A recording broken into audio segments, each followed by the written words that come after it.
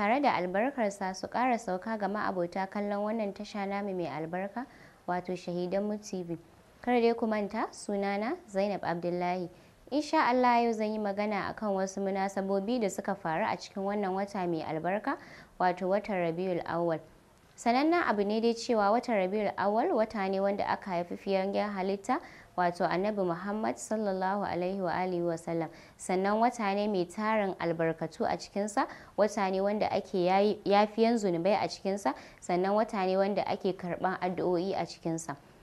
Ya kamata a ce kowannen mu ya yi amfani da lokacin shi wurin amfana da wannan rahamomi da ni'imomi da suke cikin wannan wata na Rabiul Awwal. A ranar Juma'a 8 ga Rabiul Awwal shekara 260 bayan hijira, Imam Hassan al-Askari wato mahaifin Imam Mahdi ajalallahu ta'ala farjahu sharif yayi wafati.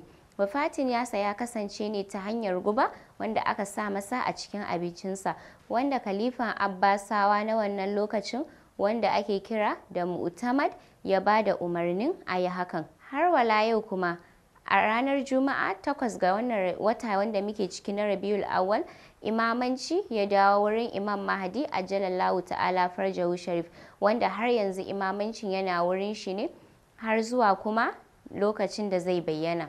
Sannan kuma har wala yau a 10 ga watan nan ne auren Sayyida Khadija salamullahi alaiha da kuma Annabi Muhammad sallallahu alaihi wa alihi wa sallam ya kasance.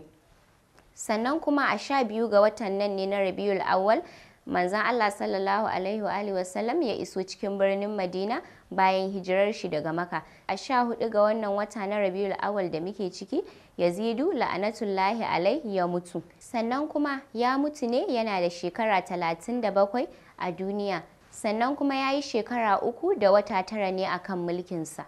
Sannan kuma har wala yau a 17 ga wannan wata na Rabiul Awwal da muke ciki, aka haifi fiyayyen halitta Annabi Muhammad sallallahu alaihi wa alihi wa sallam, amma kuma a asasin madrasa ta Ahlul Baiti. Sannan kuma a asasin madrasa ta Ahlus Sunna sun tafi akan cewa 12 ga wannan wata na Rabiul Awwal ne aka haifi fiyayyen halitta Annabi Muhammad sallallahu alaihi wa alihi wa sallam. Sannan kuma har wala yau a shigen wannan rana ta Juma'a 17 gare shi shekara 83 bayan hijira aka haifi Imam Sadiq alaihi salam. Sannan kuma an haife shi a Madina. Sannan kuma daga wannan suna nasa mai albarka ne ake kiran mabiya Ahlul Bait ta fuskar mazhabobi, inda ake cewa 'yan Ja'fariyya.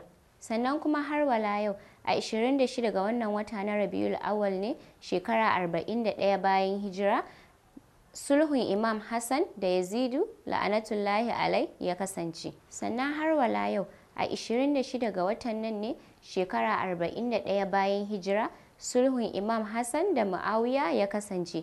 Insha Allah iya abinda zamu iya kawo muku kenan dangane da munasabobin da suka faru a watan nan.